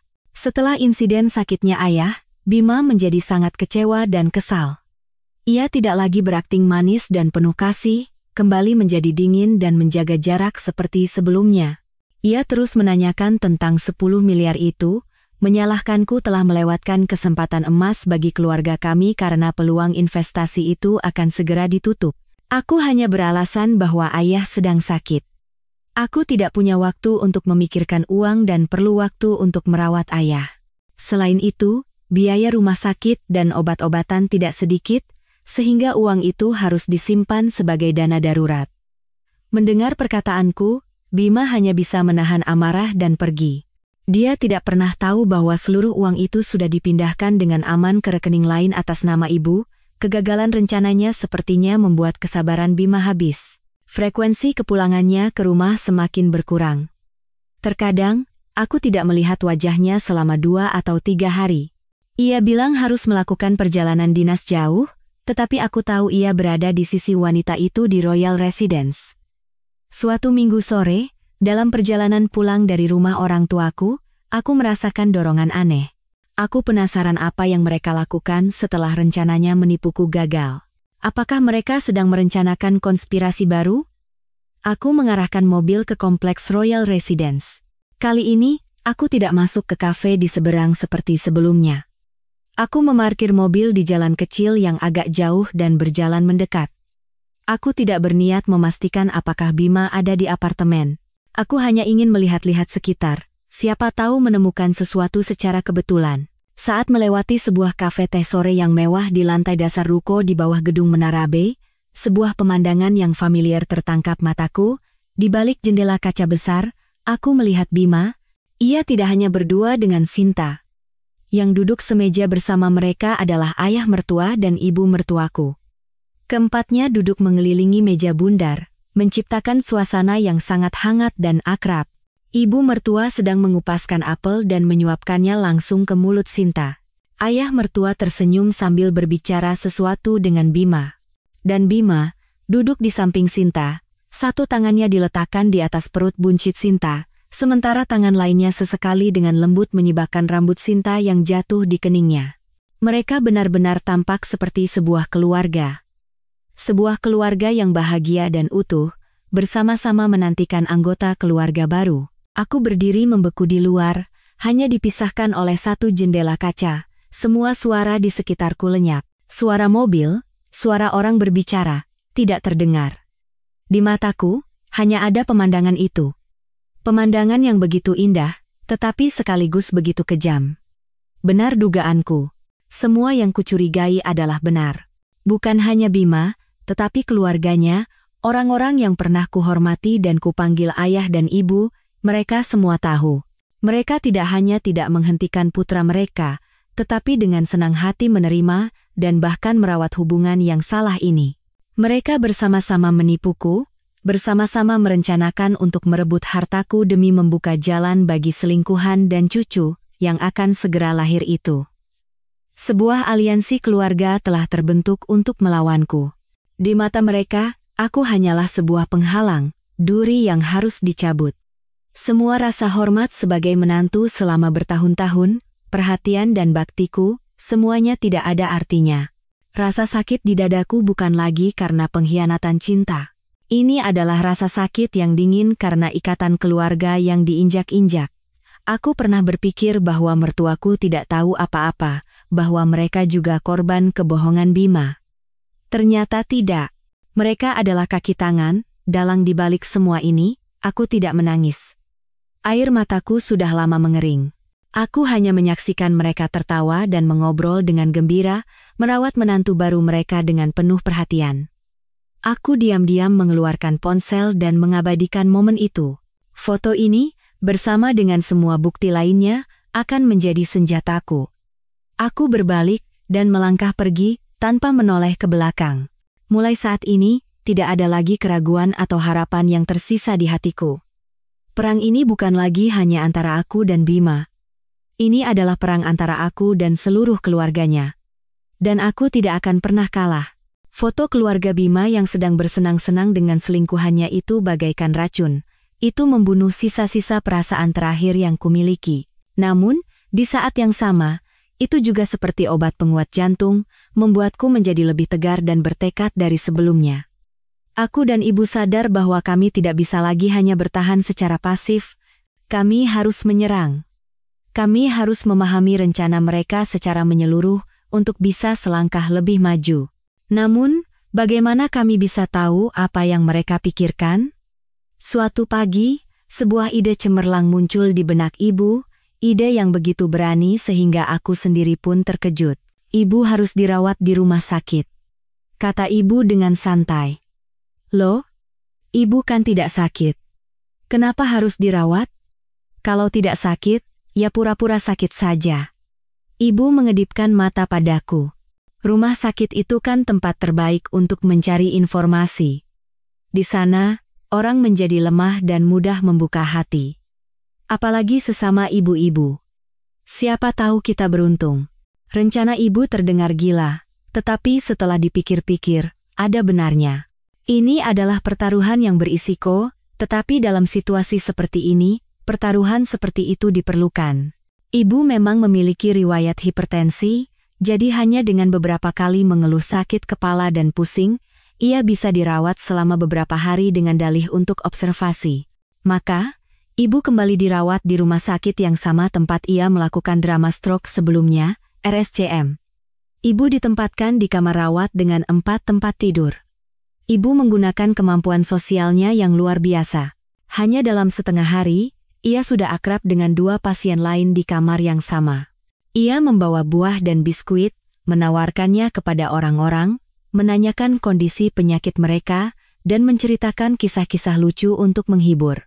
Dan keberuntungan benar-benar tersenyum pada kami dengan cara yang tidak terduga. Sore itu, seorang wali pasien baru masuk ke tempat tidur terakhir yang kosong. Seorang ibu-ibu seusia ibu, berpenampilan sederhana, dengan kesan yang baik. Ia datang untuk merawat suaminya yang dirawat karena batu ginjal. Setelah beberapa kali berbincang, ibu tahu namanya adalah Bibi Lastri. Keduanya cepat akrab. Mereka berbicara tentang anak, keluarga, dan kekhawatiran di usia senja. Sesuai rencana, ibu mulai mengeluhkan tentang menantunya yang jahat, tentu saja, tanpa menyebut nama Bima atau namaku. Ia hanya mengatakan bahwa putrinya menderita karena bertemu dengan suami yang tidak baik. Bibi Lastri tampak sangat bersimpati mendengarnya. Ia menepuk bahu ibu untuk menghibur, lalu mulai menceritakan kisah keluarganya sendiri. Mendengar cerita ibu, saya jadi teringat keponakan saya, jadi ikut sedih. Keponakan saya, Sinta. Dia juga kurang beruntung dalam percintaan. Untungnya, sekarang dia bertemu dengan pemuda yang sangat baik. Manajer di perusahaan besar, tampan, dan punya kemampuan. Katanya pemuda itu akan segera bercerai dengan istrinya dan menikah dengan keponakan saya. Ibu tersentak mendengar nama Sinta, tetapi ekspresinya tidak berubah sama sekali. Ibu pura-pura terkejut. Oh, begitu? Beruntung sekali keponakan ibu, tapi kenapa mereka bercerai? Apakah istrinya ada masalah? Bibi Lastri, yang menganggap ibu sebagai teman senasib yang bisa diajak berbagi, tanpa ragu menceritakan isi hatinya. Ia mendekatkan wajahnya ke telinga ibu dan berbisik seolah itu adalah rahasia besar. Aduh, jangan ditanya. Istrinya itu jelek, tidak bisa punya anak pula. Sudah menikah bertahun-tahun tapi perutnya kosong melompong, padahal mertuanya sudah sangat menantikan cucu untuk meneruskan keturunan. Untungnya, keponakan saya Sinta pintar, langsung hamil anak laki-laki. Mertuanya sayang sekali padanya. Beberapa waktu lalu, waktu mereka makan bersama sekeluarga, calon ibu mertuanya sampai menyuapinya langsung. Ibu berusaha keras mengingat setiap kata yang diucapkan Bibi Lastri, ibu terus memancingnya. Lalu kapan mereka akan menikah?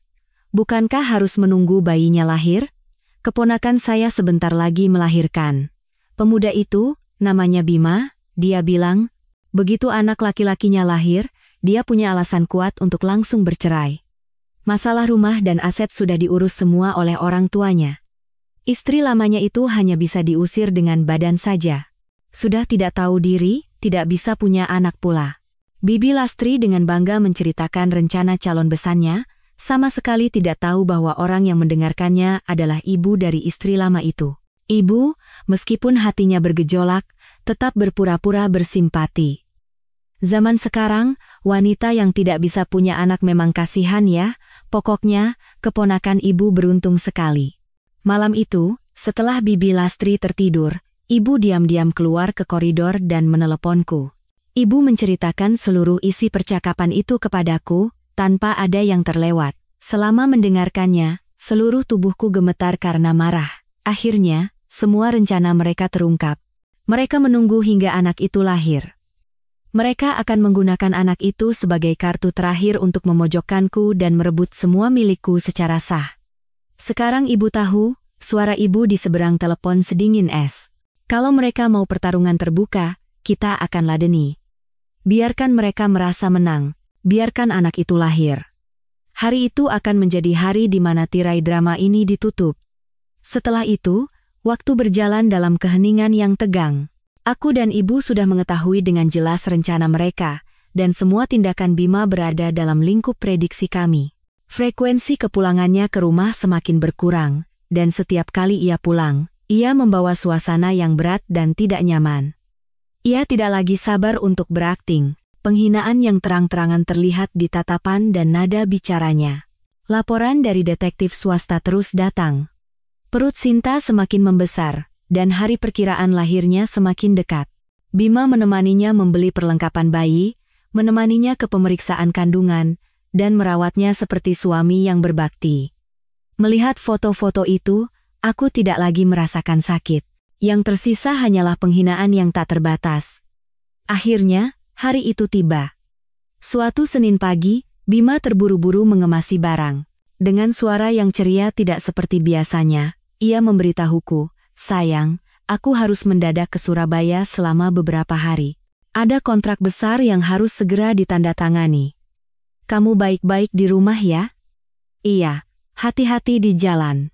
Aku tersenyum, bahkan membantunya menyiapkan koper dan menyetrika beberapa kemeja. Sampai saat terakhir, aku memainkan peran sebagai istri yang baik dengan sempurna.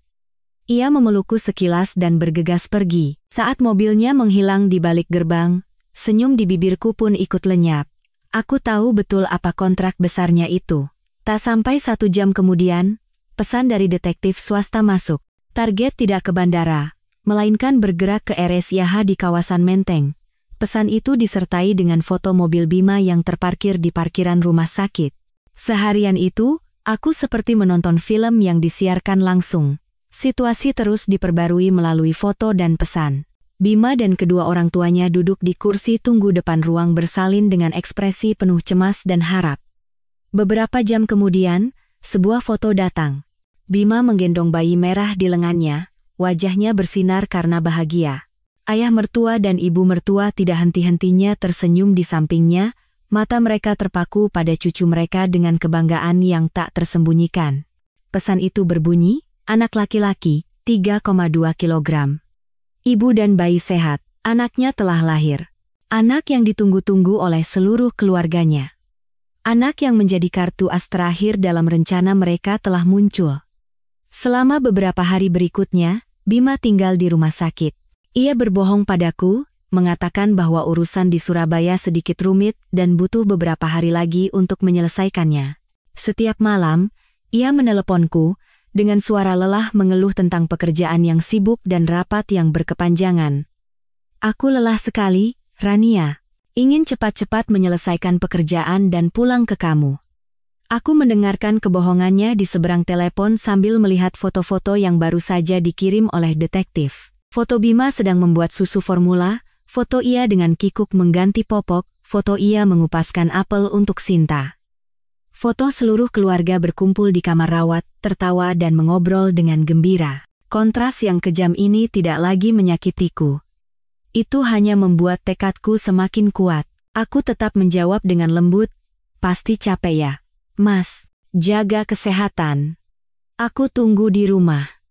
Setiap kata-kataku bagaikan jarum yang menusuk kebohongannya.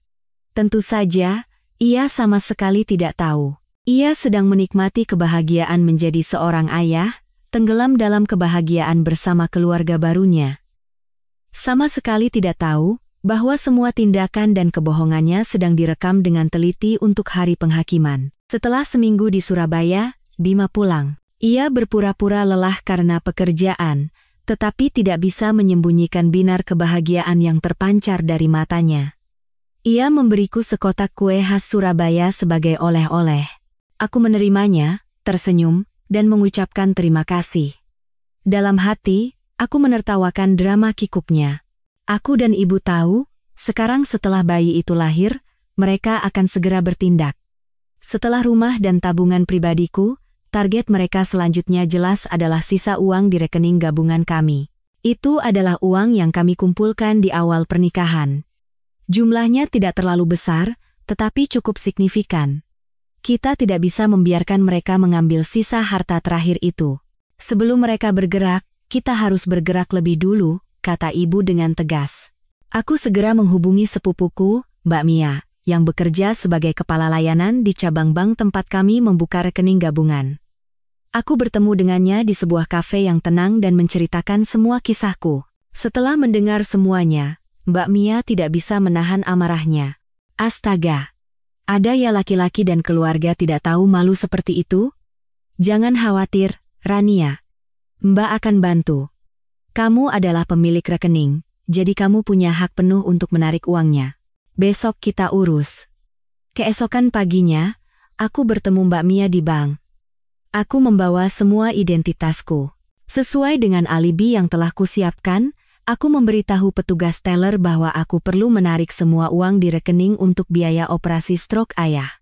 Ini adalah alasan yang sangat masuk akal dan tidak akan dicurigai siapapun. Dengan bantuan Mbak Mia, semua proses berjalan cepat dan lancar. Semua uang di rekening gabungan berhasil ditarik. Aku segera membawa uang itu ke bank lain dan menyetorkan semuanya ke rekening ibu. Saat memegang slip konfirmasi transaksi, barulah aku bisa menghela napas lega. Benteng pertahanan finansial terakhir telah didirikan. Kini, Bima dan keluarganya tidak akan bisa menyentuh sepeser pun uangku. Benar saja, beberapa hari kemudian, Bima mulai menyinggung soal uang. Ia mengatakan bahwa kondisi Sinta lemah setelah melahirkan, sehingga butuh banyak uang untuk pemulihan dan perawatan bayi. Ia mengusulkan agar kami menarik uang dari rekening gabungan untuk mengurusnya. Aku hanya menjawab dengan tenang. Uang di rekening gabungan sudah aku tarik semua untuk biaya rumah sakit ayah. Apa Mas lupa? Ayah harus segera dioperasi dan butuh banyak biaya. Mendengar itu, Bima membeku, wajahnya mengeras. Ia buru-buru mengeluarkan ponsel dan memeriksa rekeningnya. Setelah memastikan bahwa saldonya hanya tersisa beberapa puluh ribu, wajahnya menjadi gelap. Ia bertanya dengan nada menggeram, "Kenapa kamu menarik uang tanpa bicara denganku dulu?" Aku menatap lurus matanya dan berkata dengan dingin, "Lalu kenapa kamu memakai kartu kredit tambahanku untuk membelikan barang selingkuhanmu tanpa bicara denganku dulu? Kenapa kamu diam-diam mencuri perhiasan dan sertifikat rumahku tanpa memberitahuku? Ayahku sedang sekarat di rumah sakit, apa salahnya aku menggunakan uang kita untuk menyelamatkannya?" Ini adalah pertama kalinya aku melawannya secara langsung. Bima benar-benar terkejut dengan seranganku. Ia tergagap, tidak bisa berkata apa-apa karena semua yang kukatakan adalah benar. Ia marah, memukul meja, lalu keluar begitu saja. "Terserah kamu," katanya dengan gusar sebelum pergi. Aku tahu hari di mana ia akan secara resmi melepaskan topengnya tidak akan lama lagi. Tapi aku tidak takut lagi. Aku sudah siap. Semuanya sudah siap. Aku hanya menunggu ia membuka sendiri babak terakhir dari drama ini. Seperti dugaanku, setelah gagal mendapatkan sepeser pun dari rekening gabungan, kesabaran Bima habis. Ia tidak ingin lagi membuang waktu denganku. Momen yang telah ia dan seluruh keluarganya tunggu-tunggu akhirnya tiba. Bayi itu berusia 3 bulan, sebuah acara syukuran direncanakan. Mungkin mereka berpikir, dengan cucu penerus di tangan, kemenangan sudah pasti. Malam itu, Bima pulang lebih awal dari biasanya. Ia tidak makan malam, hanya duduk di ruang keluarga dan merokok terus-menerus. Udara di rumah terasa berat, seperti sebelum badai. Aku menyelesaikan pekerjaan di dapur, lalu duduk di kursi di seberangnya, menunggu dengan tenang. Setelah mematikan rokok terakhirnya di asbak, Bima mengangkat kepala dan menatapku. Tatapannya dingin, tanpa emosi. Kita cerai. 4 kata itu keluar begitu saja, kering, seolah sedang membicarakan cuaca. Aku tidak terkejut. Aku sudah menunggu kata-kata ini sejak lama. Kamu bilang apa tadi? Aku tidak dengar. Meskipun jantungku masih terasa mencelos, aku bertanya dengan tenang. Ia kehilangan kesabaran dan menggeram, kita cerai. Apa kamu tidak mengerti? Perasaan di antara kita sudah lama berakhir. Aku punya wanita lain, dan aku punya anak laki-laki darinya. Lebih baik kita saling melepaskan. Setelah berkata begitu, ia mengeluarkan setumpuk dokumen yang sudah disiapkan dari tas kerjanya dan melemparkannya ke arahku. Ini surat cerai dan perjanjian pembagian harta. Aku sudah tanda tangan. Baca dan tanda tangani. Aku mengambil tumpukan dokumen itu. Tanganku tidak gemetar sama sekali. Aku membaca klausul-klausulnya. Lebih buruk dari yang kubayangkan. Ia menawarkanku uang kompensasi sebesar 2 miliar rupiah. Katanya sebagai kompensasi atas masa mudaku. Sebagai gantinya, aku harus segera keluar dari rumah ini dan melepaskan hak atas semua properti lainnya. Mengenai rumah, disebutkan bahwa itu adalah aset bersama dia dan orang tuanya, sehingga aku tidak berhak menuntut pembagiannya. Setelah selesai membaca, aku mengangkat kepala dan menatapnya. Senyum sinis terukir di bibirku. Jadi, menurutmu, 4 tahun hidupku sebagai istrimu, usahaku untuk rumah ini, jerih payah orang tuaku, semua itu nilainya hanya 2 miliar? Bima tersenyum menghina. Jangan serakah. 2 miliar itu kuberikan karena masih ada sedikit rasa kasihan. Di sertifikat rumah ini ada nama orang tuaku. Kamu tidak punya hak apa-apa. Kalaupun kamu tidak mau tanda tangan, tidak masalah. Ke pengadilan pun kamu tidak akan dapat lebih, hanya akan menanggung malu. Ia begitu percaya diri karena mengira semua bukti ada di pihaknya. Ia mengira aku tidak tahu apa-apa tentang konspirasi kotor keluarganya. Ia mengira aku akan menangis, memohon, atau marah dan membuat keributan. Namun, aku tidak melakukan apapun. Aku meletakkan dokumen itu dengan tenang di atas meja. Aku menatap lurus matanya dan berkata dengan suara yang anehnya begitu tenang, baik. Aku akan tanda tangan. Bima tertegun. Reaksiku benar-benar di luar dugaannya. Ia tidak menyangka aku akan setuju semudah itu. Benarkah? Benar. Aku mengangguk. Tapi sebelum tanda tangan, aku punya satu permintaan kecil. Permintaan apa? Tanyanya dengan tatapan penuh curiga. Aku tersenyum. Sebuah senyuman yang mungkin tidak akan pernah ia lupakan seumur hidupnya. Acara syukuran anakmu diadakan di mana? Boleh aku datang? Bagaimanapun juga, aku masih istri sahmu. Aku ingin melihat wajah bayinya dan mengucapkan salam perpisahan terakhir kepada keluarga dan teman-temanmu sebelum kita resmi berpisah. Permintaanku membuat Bima benar-benar bingung. Ia tidak mengerti apa maksudku, tetapi karena aku setuju untuk bercerai dengan mudah, ia mungkin berpikir ini hanyalah permintaan sepele dari seorang wanita yang kalah. Setelah ragu sejenak, ia mengangguk. Baiklah. Minggu ini, jam 7 malam di Grand Ballroom Hotel Mulia, datanglah. Tapi jangan coba-coba berbuat macam-macam. Jangan khawatir, jawabku sambil tetap tersenyum. Aku hanya datang untuk mengucapkan selamat. Bima tidak sadar bahwa ia baru saja mengirimkan sebuah undangan. Undangan untukku ke pemutaran perdana film tentang kehidupan palsunya. Dan sutradara film itu adalah aku. Seminggu terakhir hidup bersama di bawah satu atap, udara terasa begitu sunyi dan mencekik. Bima hampir tidak pernah pulang. Ia sibuk mempersiapkan pesta syukuran akbar untuk putranya, mungkin juga sibuk mempersiapkan pesta untuk merayakan kemenangan seluruh keluarganya. Aku dan ibu juga mencurahkan seluruh tenaga kami untuk hadiah terakhir kami. Setiap malam, kami duduk bersama, meninjau kembali setiap foto, mendengarkan kembali setiap rekaman suara, dan menyusun semua bukti yang telah kami kumpulkan selama beberapa bulan terakhir. Mulai dari foto pertama di mall, laporan dari detektif, pesan-pesan provokatif Sinta, salinan sertifikat yang dimanipulasi, hingga foto keluarga mereka yang bahagia di kafe, Semuanya dirangkai menjadi sebuah video berdurasi sekitar 10 menit. Musik latarnya terkadang lembut, terkadang tegang, seperti film dokumenter yang mengungkap kebenaran. Ibu dengan teliti menambahkan teks yang singkat dan tajam agar tidak ada yang salah paham. Kami memberinya judul, Keluarga Bahagia. Minggu malam, aku berdiri di depan cermin, menatap wanita di dalamnya. Bukan lagi Rania yang lelah dan kuyu. Aku memilih gaun sutra berwarna anggur yang elegan dan berwibawa.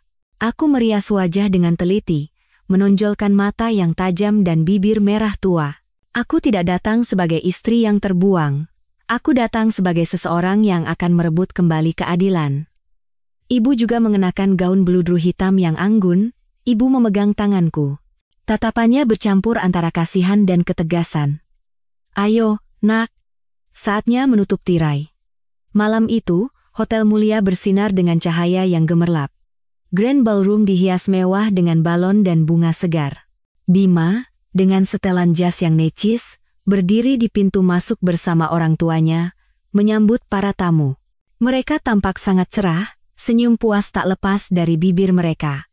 Sinta, mengenakan gaun putih bersih, duduk di kursi utama sambil menggendong bayinya. Di sekelilingnya, kerabat dan teman-teman berkumpul, melontarkan pujian. Kemunculanku dan ibu membuat suasana di pintu masuk sejenak menjadi dingin. Bima dan orang tuanya menatap kami. Tatapan mereka penuh dengan ketidaknyamanan dan kewaspadaan. Namun, di depan para tamu, mereka tidak punya pilihan selain memaksakan senyum. Kamu datang. Bima menghampiri. Suaranya mengandung nada peringatan. Aku sudah janji, kan? Aku menjawab dengan senyum, mengabaikan tatapan penasaran dan bisik-bisik di belakangku, dan melangkah masuk dengan anggun bersama ibu. Pesta berlangsung dengan meriah. Setelah kata sambutan dari ayah mertuaku dan ucapan terima kasih kepada para tamu, pembawa acara meminta semua orang untuk memperhatikan layar besar. Waktunya untuk menayangkan video momen-momen menggemaskan si bayi. Tepat saat itu, aku bangkit dari kursi. Aku naik ke atas panggung dan mengambil mikrofon dari tangan pembawa acara yang termangu. Semua mata di ruangan itu tertuju padaku.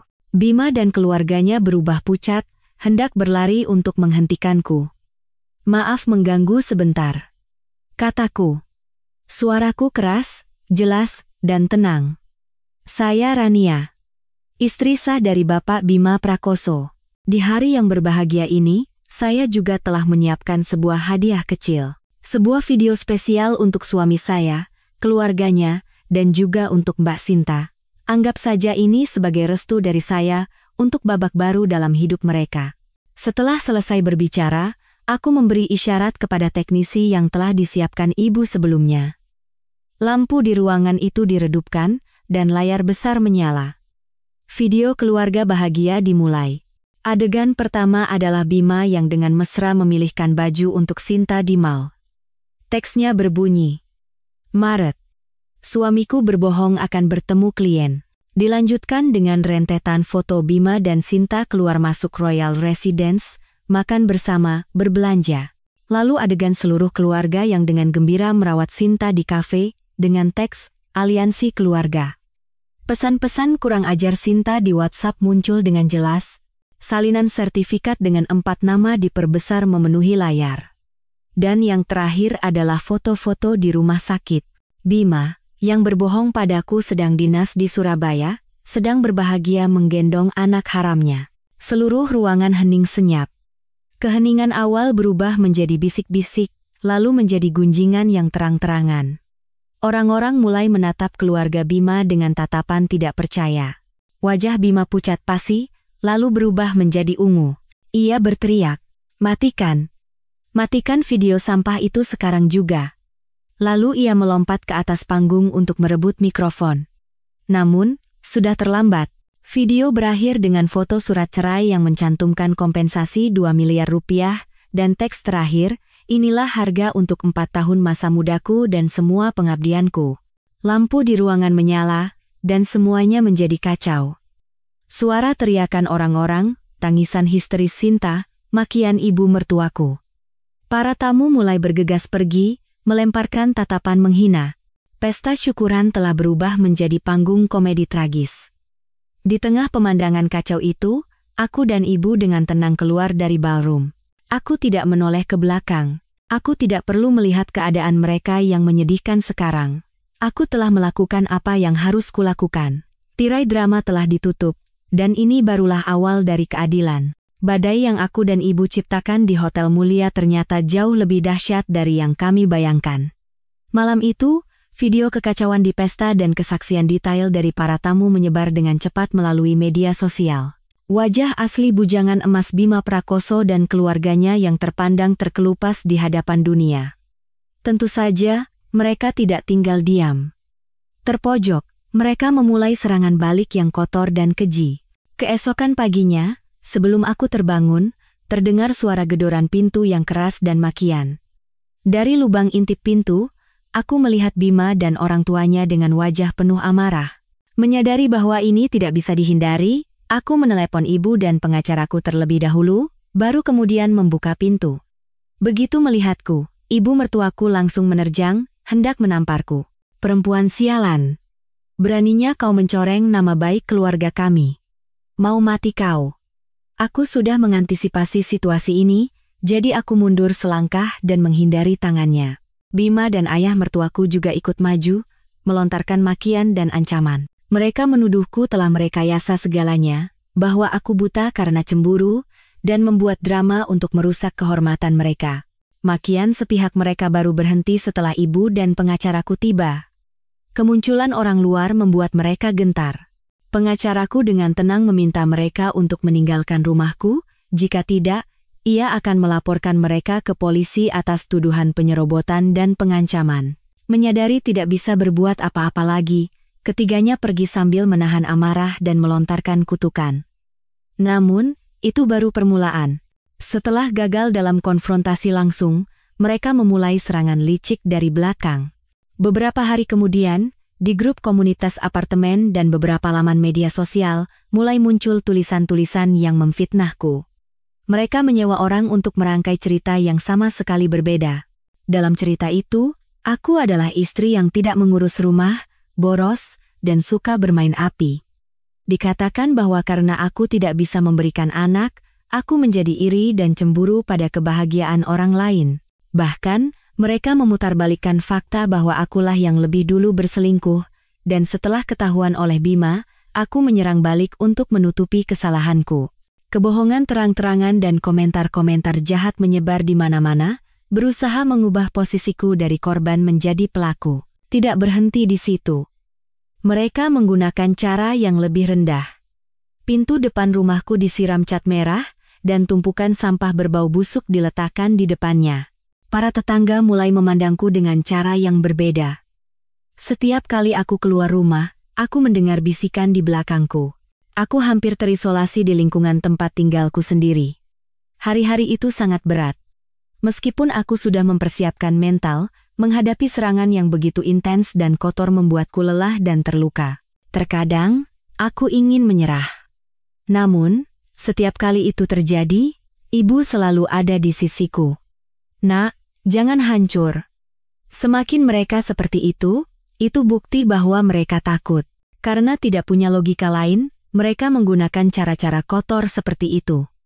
Kita harus tenang. Kumpulkan semua bukti pencemaran nama baik dan tindakan pengancaman ini. Pengadilan tidak percaya pada gosip internet. Pengadilan hanya percaya pada bukti. Kata-kata ibu memberiku kekuatan.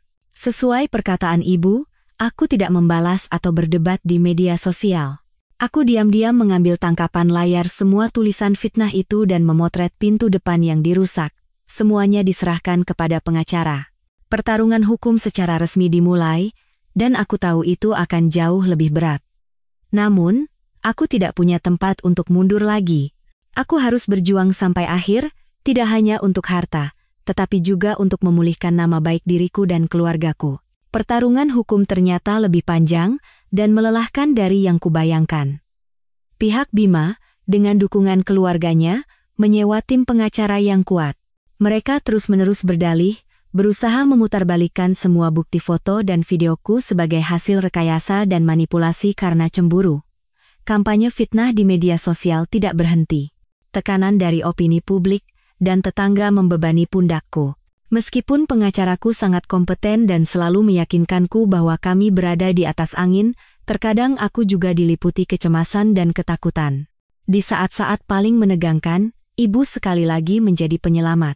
Suatu malam, saat kami berdua sedang meninjau kembali berkas-berkas kasus, ibu tiba-tiba terdiam, matanya berbinar seolah teringat sesuatu yang sangat penting. "Rania, ibu ingat smart speaker itu?" "Speaker apa, Bu?" tanyaku bingung. "Yang ibu hadiahkan untuk ulang tahun ayah mertuamu tahun lalu. Speaker abu-abu yang bisa diperintah dengan suara itu, untuk dengar musik dan radio. Dia kan gaptek, jadi paling sering dipakai untuk dengar berita. Tapi seingat ibu, speaker itu punya fitur untuk merekam percakapan sekitar secara otomatis, katanya untuk peningkatan pengalaman pengguna atau apalah. Siapa tahu?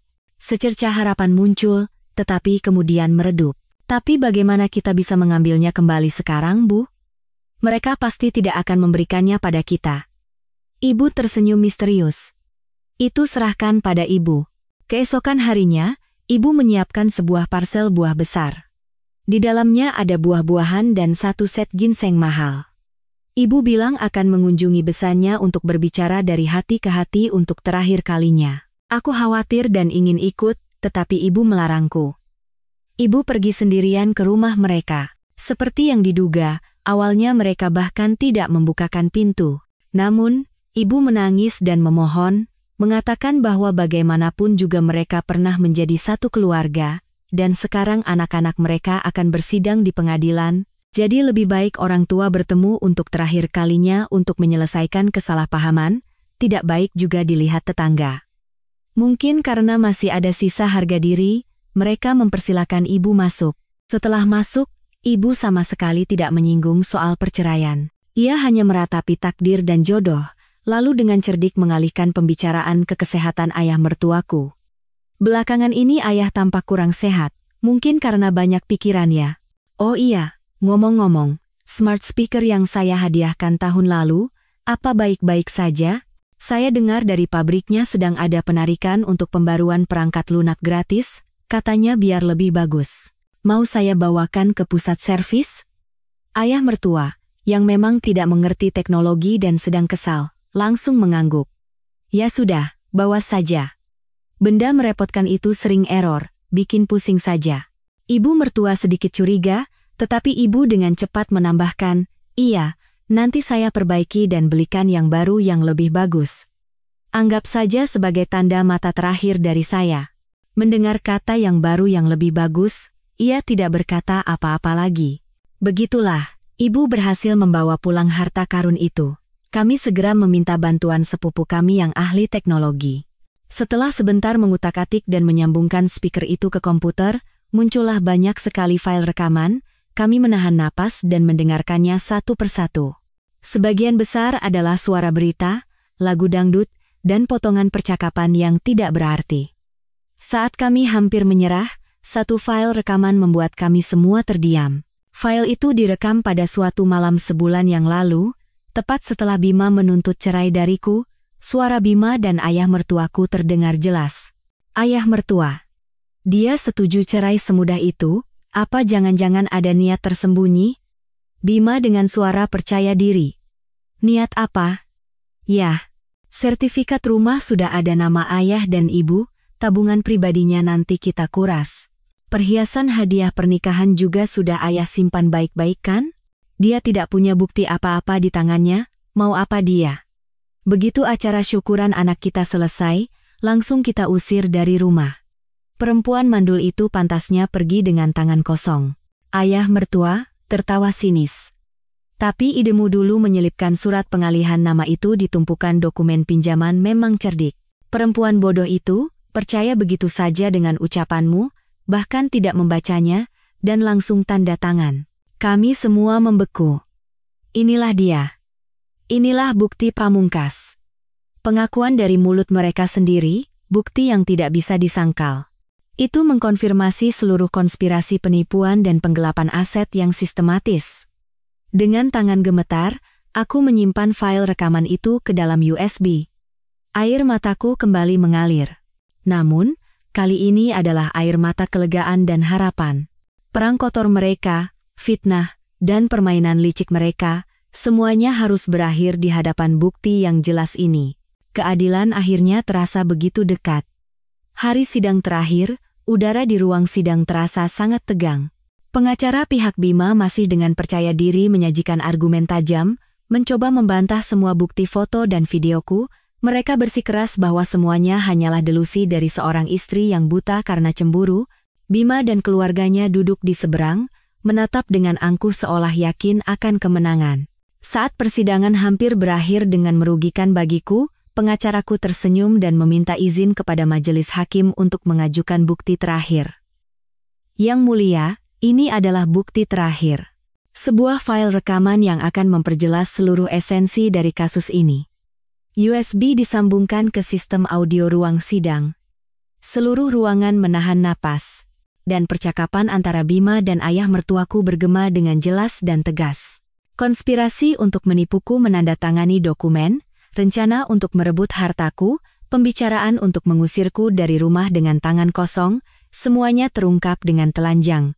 Wajah Bima dan ayah mertuaku berubah dari angkuh menjadi terkejut, lalu pucat pasi seperti kertas. Ibu mertuaku, yang duduk di belakang, hanya bisa ternganga. Mereka saling pandang, lalu menatap smart speaker yang dipegang oleh pengacaraku sebagai barang bukti. Mereka tidak pernah membayangkan bahwa kelalaian dan kejahatan mereka telah menggali kuburan mereka sendiri. Rekaman berakhir, tetapi keheningan di ruang sidang terus berlanjut. Hakim ketua menatap Bima dengan tatapan tajam. Kini, sanggahan apapun tidak ada artinya, buktinya terlalu jelas dan tak terbantahkan. Putusan akhir pengadilan dijatuhkan. Perjanjian penambahan nama mertua di sertifikat dinyatakan tidak sah karena mengandung unsur penipuan. Rumah itu diakui sebagai harta Gonogini, dan dengan mempertimbangkan bahwa sebagian besar dana pembelian rumah dibantu oleh orang tuaku serta kerugian mental dan materi yang kualami, aku mendapatkan hak milik penuh atas rumah itu. Bima tidak hanya tidak mendapatkan pembagian harta, tetapi juga harus membayar sejumlah besar uang ganti rugi kepadaku atas kerugian mental, pencemaran nama baik, dan nilai dari gelang naga dan Phoenix yang telah ia gelapkan. Keadilan akhirnya ditegakkan. Saat keluar dari gedung pengadilan hari itu, aku merasakan kelegaan yang tak terhingga. Pertarungan yang melelahkan telah berakhir, dan aku menang. Selama beberapa hari berikutnya, keluarga Bima hancur. Skandal itu terungkap, ia dicopot dari jabatannya sebagai manajer dan dipecat dari perusahaan. Dengan nama baik yang hancur, ia tidak bisa menemukan pekerjaan yang layak. Sinta Lestari, melihat kekasihnya berubah dari bujangan emas menjadi pengangguran yang terlilit utang dalam sekejap, tanpa ragu membawa anaknya pergi dan memutuskan semua kontak. Bima kehilangan segalanya. Karier, uang, keluarga, dan bahkan selingkuhan yang ia pertaruhkan segalanya. Aku tidak merasakan kepuasan, hanya ketenangan. Aku menjual rumah lama yang penuh dengan kenangan pahit itu. Dengan uang itu dan uang ganti rugi, aku membeli apartemen yang lebih kecil, nyaman, dan penuh cahaya matahari untukku dan ibu. Pernikahan yang hancur telah merenggut banyak hal dariku, tetapi juga memberiku pelajaran yang mahal. Itu mengajariku cara menjadi kuat, cara melindungi diri sendiri, dan yang terpenting, cara mencintai diriku sendiri. Aku bukan lagi wanita naif dan lemah di masa lalu. Dengan sisa uang, aku memutuskan untuk melakukan sesuatu yang berarti. Aku mendirikan sebuah organisasi nirlaba kecil bernama Yayasan Bangkit Kembali, yang menyediakan bantuan hukum gratis dan konseling psikologis untuk wanita-wanita yang berada dalam situasi serupa denganku. Aku ingin membantu orang lain melalui kisah dan pengalamanku, agar tidak ada lagi yang harus mengalami rasa sakit dan ketidakberdayaan yang pernah kualami. Suatu sore, berdiri di balkon apartemen baru, menatap orang-orang yang sibuk berlalu lalang di bawah, aku merasakan kebebasan dan kedamaian yang mutlak. Masa lalu telah berakhir. Aku telah menemukan kelahiran kembali dari abu pernikahanku. Kehidupan baru dengan makna baru telah terbuka lebar untukku.